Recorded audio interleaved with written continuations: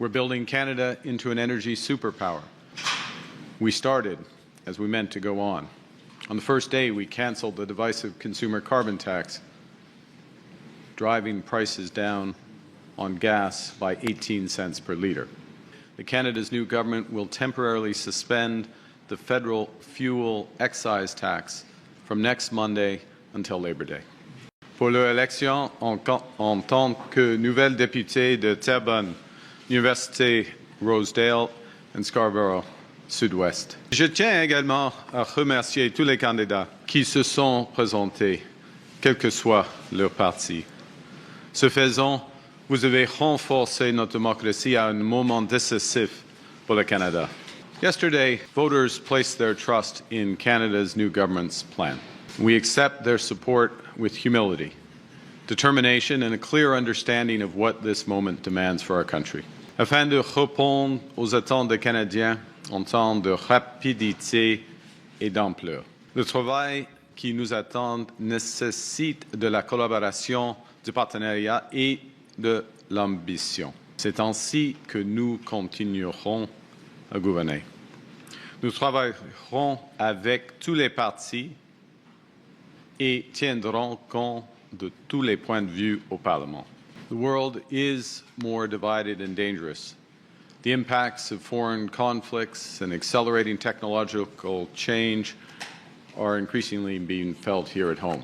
And Canada's new government will continue to focus on what we can control, building a strong Canadian economy, diversifying our trading partners abroad to increase our independence and support our prosperity, delivering responsible fiscal management, and supporting Canadians who are under pressure from everyday expenses, with a boost today and a bridge to a better tomorrow. We've been moving fast and we're getting results. Nous avons établi 20 partenariats économiques et de sécurité sur 5 continents en moins d'un an. We've already announced 15 nation-building initiatives that will create over 500,000 jobs and drive over $100 billion in new investment. Our new defence industrial strategy will catalyze $500 billion of investment to build Canadian industry from aerospace to AI, while creating over 125,000 new jobs. Build Canada Homes has already committed to deals for over 10,000 new homes and is just getting started. Through the new Build Community Strong Fund, we'll work with provinces and municipalities to build new hospitals, public transit, and community centres. Because Canada Strong means Kelowna Strong, Brampton Strong, et Laval Fort. And this fund will also lower costs for Canadians. For example, slashing taxes and charges on new homes in Ontario by up to $200,000. We're building Canada into an energy superpower with measures to double the size of our electricity grid and harness our immense natural resources for reliable, affordable, clean power for all Canadians. Nous bâtissons un Canada fort, un Canada qui n'est pas réservé à quelques-uns, mais qui est pour tous, en tout temps. We'll build a Canada that's not just strong, but good.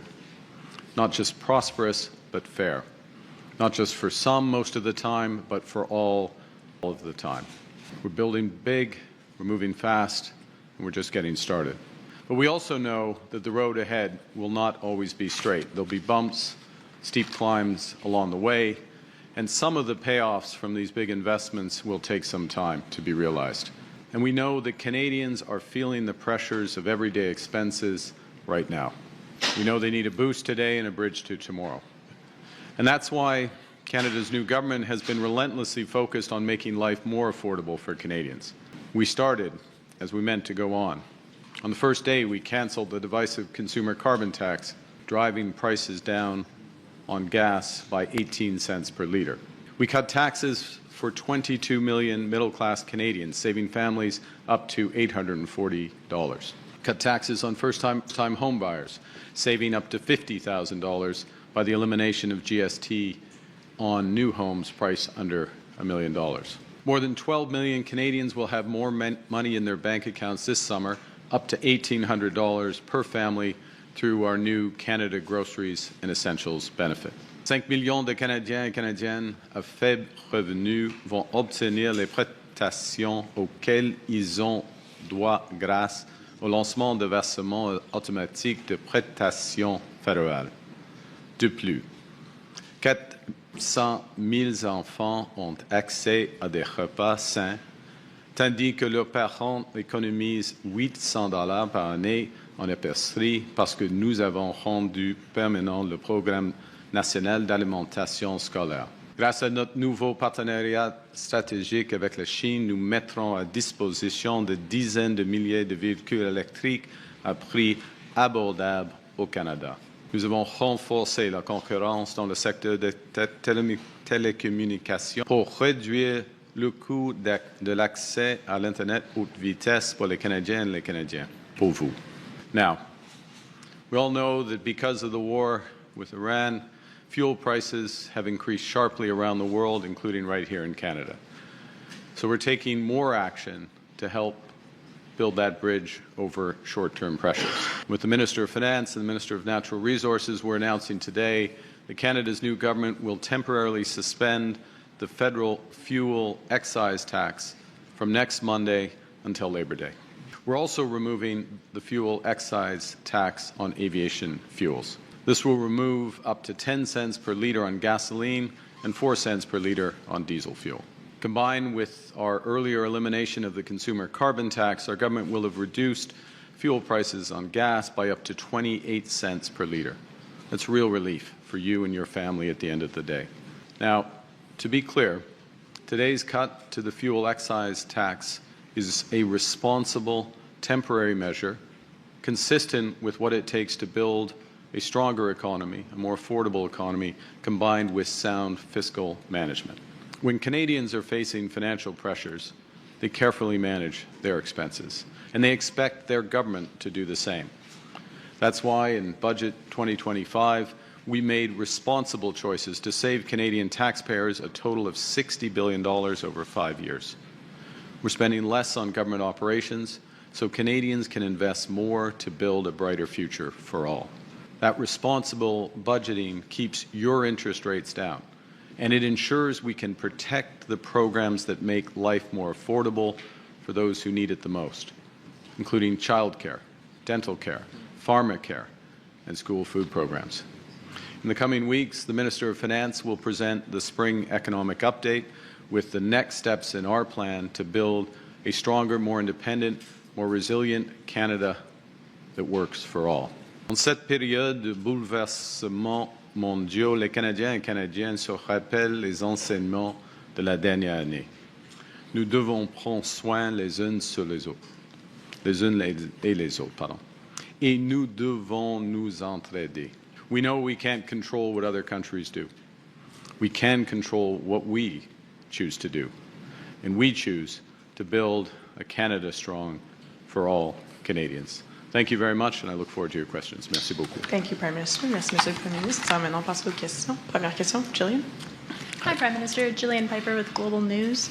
You've been able to obtain a majority in large part thanks to 5 floor crossers, which the Conservatives have labeled as anti-democratic. Are you concerned the way you got your majority will erode Canadians' trust in our democracy? Well, first, I'd point to the election results last night. We have a majority now in the House of Commons, thanks to the electors in Scarborough Southwest, in Terrebonne, and in University Rosedale. And as concerns individual deputies who make a choice to support the government's program at this crucial time for the country, whether they're from whatever political stripe, orientation, geographic region they come, consistent with the government program, we're fortunate to have them, and we're moving forward together with them. But the by-elections last night were in Liberal holds, so you didn't gain any new seats. Well, I mean, Terrebonne, as-tu vu, Terrebonne, normalement, c'est... Ouais, OK. Dans le jugement du Corps suprême, ce n'est pas un liberal hold. Premier point. Deuxièmement, c'est la tradition, c'est un résultat différent. Et en ce qui concerne, dans tous les cas, la proportion de votes pour le Parti libéral a augmenté, a fortement augmenté. Alors, it's a strong vote in favor of those individual deputies, and I would remind that in a parliamentary democracy, Canadians elect the deputies. We're fortunate that we have 3 outstanding new deputies as part of our governing caucus, Dolly Begum, Daniel Martin, and Tatiana Auguste, and that we accept the results, as I said at the start, with both humility but also determination, because it's a vote for the government's plan, those deputies, and for the government plan. We know we need to continue to work with all parliamentarians. We will do so. Work with all premiers, which we will do so. Work for all Canadians. Next question. Prochaine question. Mickey with Politico. The Finland president is in town. We saw you running with him in London. You both love ice hockey. You also quoted President Stubb in your Davos speech. So what do you value most about your friendship with President Stubb? Wow. Well, as in my role, he's a remarkable individual. He has many talents. He's a triathlete as well. I'm not going to be doing any triathlons with President Stubb. It would be quite embarrassing from my perspective. But what we value as a country is the deep relationship we have with Finland, the alignment we have on just a huge range of issues, from the coalition of the willing to support Ukraine, to helping to develop out of this disorder, and I don't think that's too strong a word, disorder in the international system, to rebuild a better system that works for the people of Canada, the people of Finland, the people of the world. And we will have quite extensive discussions both about specific bilateral areas of cooperation, but also about how we can build stronger together.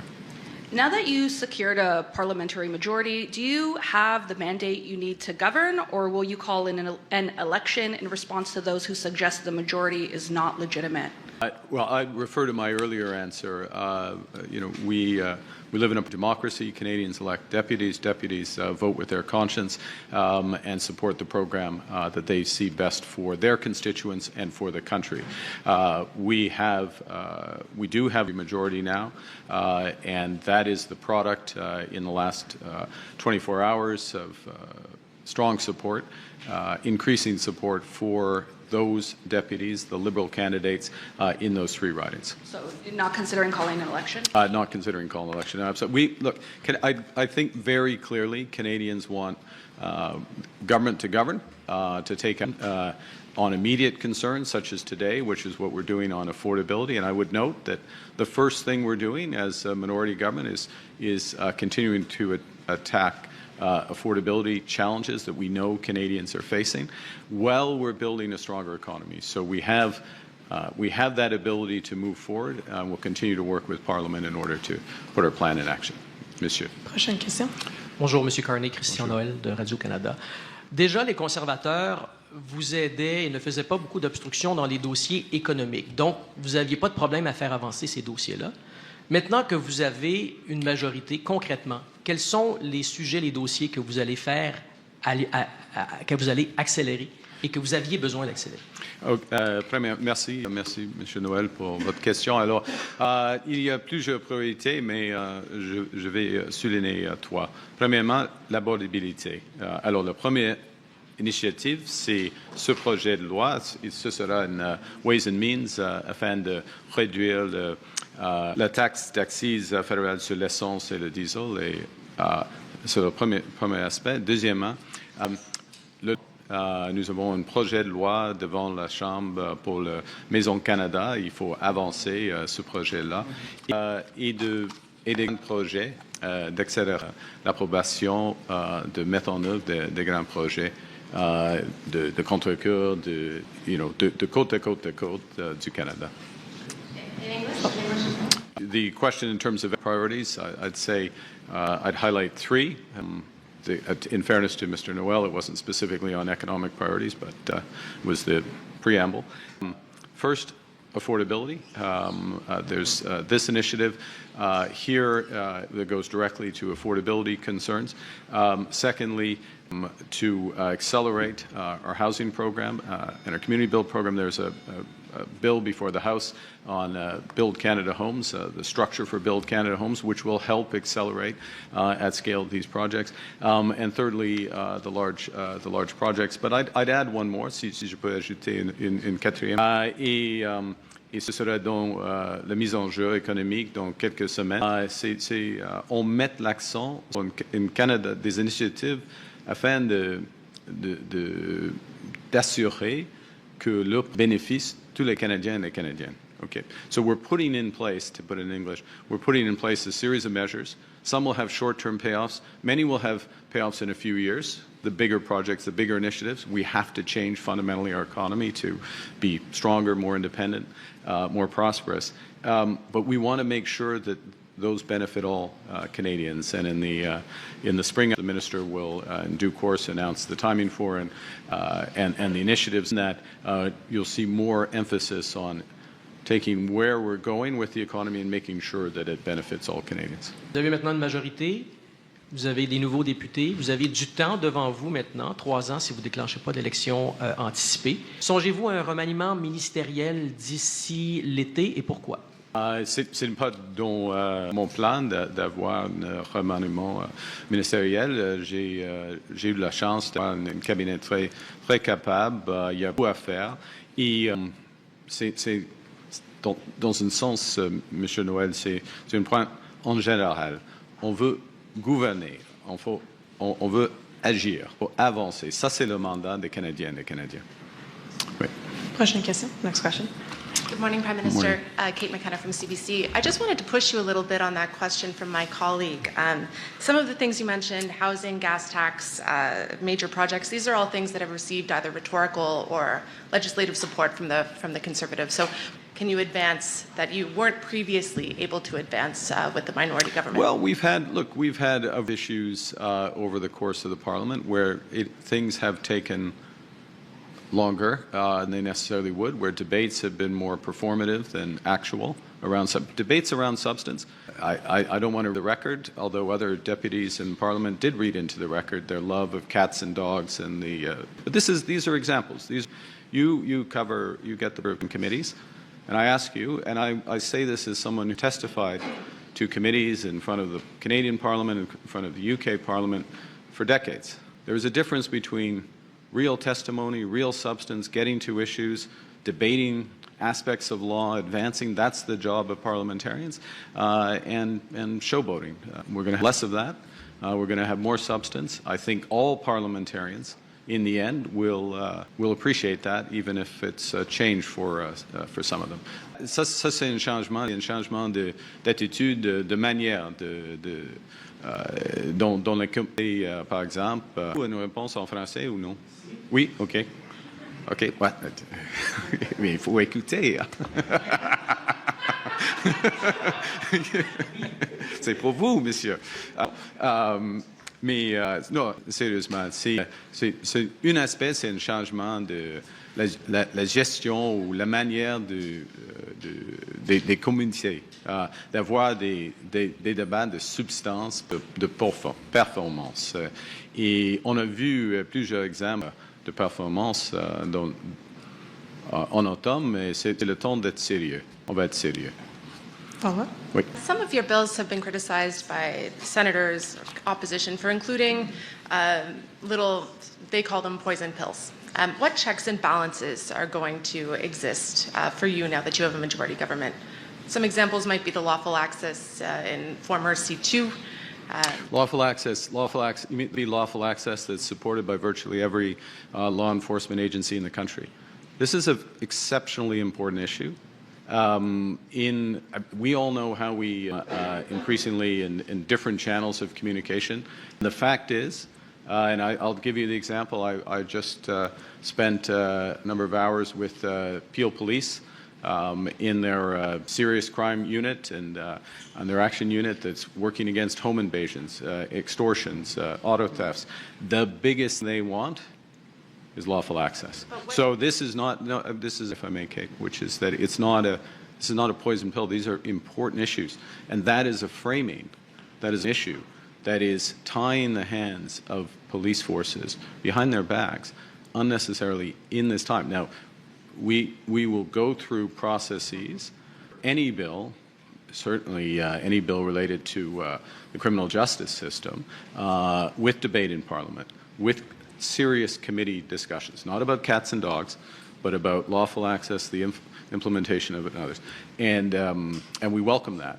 But then we will take our responsibilities, as all deputies will, as parliamentarians, and vote. Next question. Prochaine question. Abigail Beeman, CTV News. On the gas tax, Yes. did you get this idea from the Conservatives? No. And will you continue to lean on the opposition for ideas now that you have a majority? Let me. No is the answer. The short answer to you. But to your second question, part of your question, we're open to ideas from anyone. Certainly, any deputies, ideas that could come from the Senate. Above all, ideas from Canadians, from stakeholders and others. That is what governing in a collaborative way means, and governing for Canadians. So if there's good ideas for Canadians, we will look at them and implement them. One difference, if I may, and not aspersion on anyone, but is when you're in government, to govern is to choose. And if you're choosing a fiscal measure, such as the gas tax, balancing against other priorities that the government has, how well we can continue to fund child care, dental care, health care with the provinces, how we continue to support the vulnerable. What's the best way to do it? And so what you see today with what we're going to put in front of the House, the Minister will put in front of the House, is a balance which takes an additional revenue that we expect to get, returns it to Canadians for a temporary period of time, while the economy adjusts and one would hope while events improve, if I can put it that way, in the Middle East. Yeah. If you were Mr. Poilievre, would you quit today? I don't. That's an unfair question. I can't look in the heart of Mr. Poilievre. I respect him, as I do the other leaders of the parties, and we'll continue. I'll continue to work with him and all parliamentarians, my colleagues, to advance the interests of Canadians. Next Thank question. Prochaine question. Morning, Toronto Star. Pierre Poilievre called you badly educated in economics, and Did he did. Wow. So I'd like to hear a little bit about... Can I take back my previous answer? No, that's a joke. You can respond if you wish. My question, though, is to get your view of how you assess the risk of recession in Canada and the impact on government revenues and people's pocketbooks, given what you just referred to, turmoil in the Middle East that's causing energy and supply chain crunches. Yeah. So, Ms. McCharles, this is important and something that we think about constantly, and we design our economic response. Myself with the minister and the rest of the cabinet, we design our economic response with that in mind.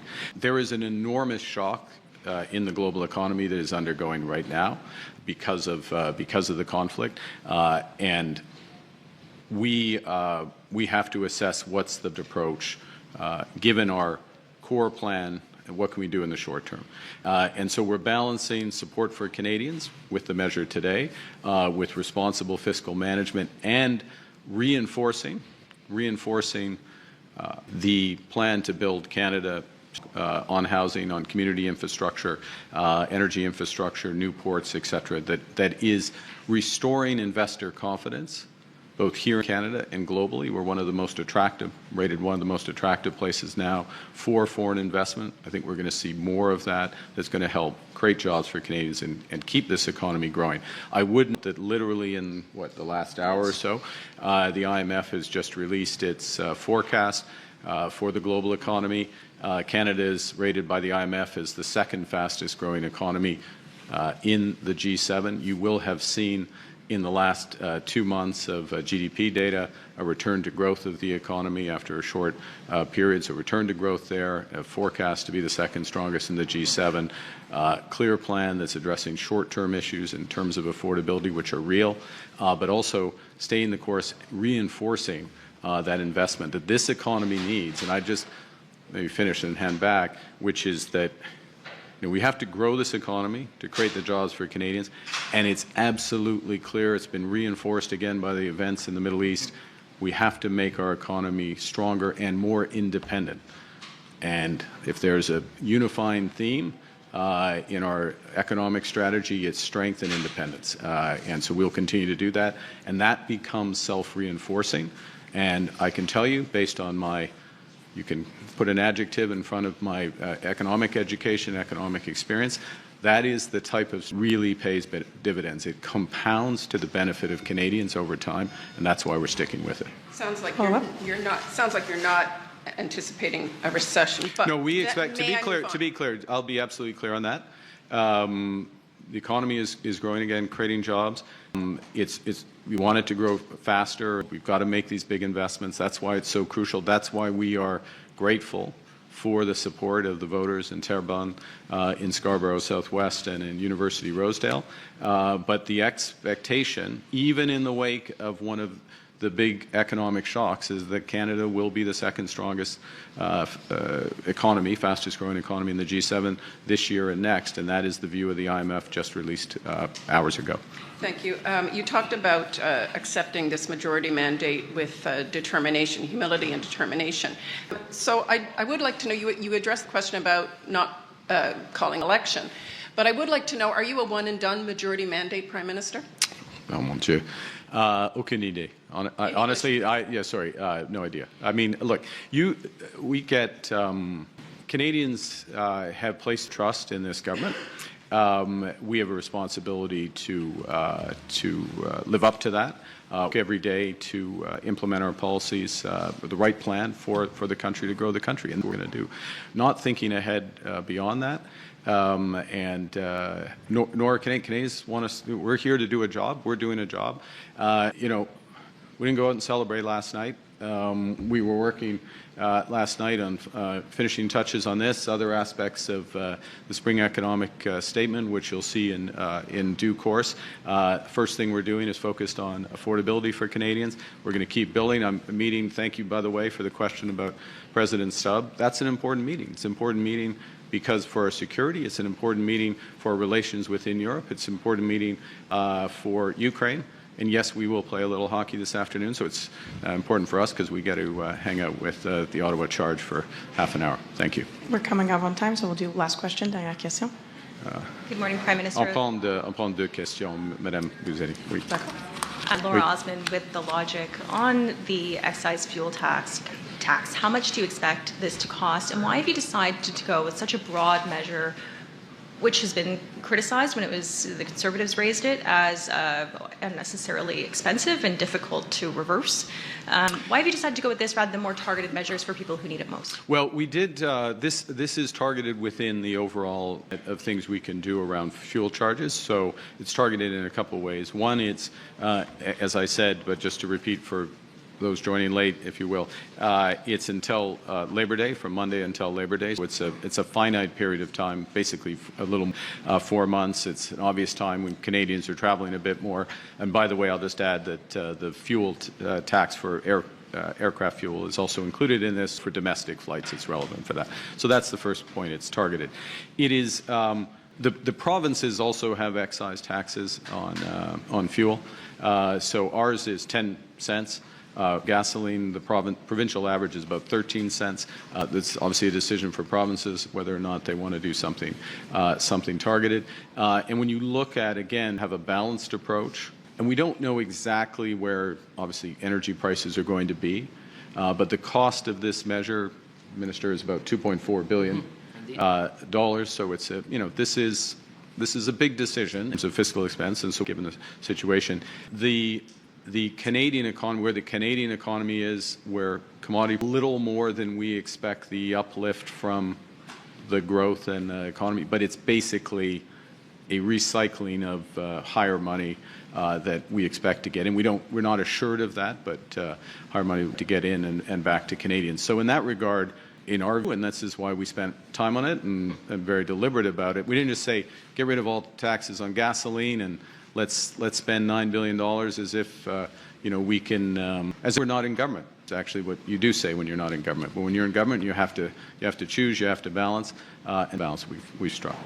Also wanted to ask you for an update on the Alberta MOU negotiations. Yep. A lot has changed since that initial MOU was initially signed, especially with respect to what's going on in Iran. Has there been a change in calculus at all about whether the Pathways project makes sense for all parties? I would say that plus ça change, plus ça reste la même chose. Oui, like it reinforced what's happened many respects, has reinforced the motivations on all aspects of the agreement. It's reinforced the importance of energy security here in Canada, but also in our potential partners, including very much in Asia. So there's even more interest in what the Alberta Agreement could unlock. It's also reinforced interest in the overall energy transition, of which the Pathways project, your specific question, can play a part. So we're making progress. They're very constructive negotiations, but really discussions, because we're not just in specific projects, but we're setting the framework for major investment in Alberta and across the country for decades to come. Dernière question. Last question, Hélène. Madame. Hélène Buzetti-Léco. Juste revenir sur cette annonce aujourd'hui. Quelle garantie avez-vous que les pétrolières ne vont pas prendre l'espace que vous libérez avec ce 10 sous le litre? Est-ce que vous avez obtenu des garanties? On n'a pas des garanties, mais on reliait sur la concurrence, la transparence et l'expérience. Et en ce qui est le dernier, quand nous avons enlevé la taxe sur le carbone, tout le montant a été passé, en effet, transféré aux consommateurs canadiens. Mais on va suivre de près. OK, on va la performance des sociétés. Mais c'est déjà arrivé en 2022 que le prix de l'essence a atteint 2 $ le litre.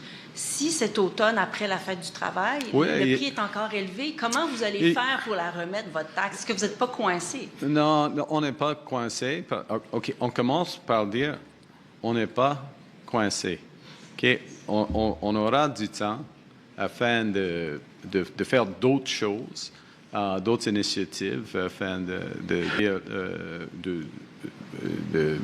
d'améliorer la situation des Canadiens et Canadiens. Alors, mais c'est une mesure absolument temporaire, mais temporaire, mais importante. Merci. C'est ce qui va faire la conférence de presse. Merci beaucoup. Senator Press Conference. Thank you. Okay. We go this way, I think. Yeah.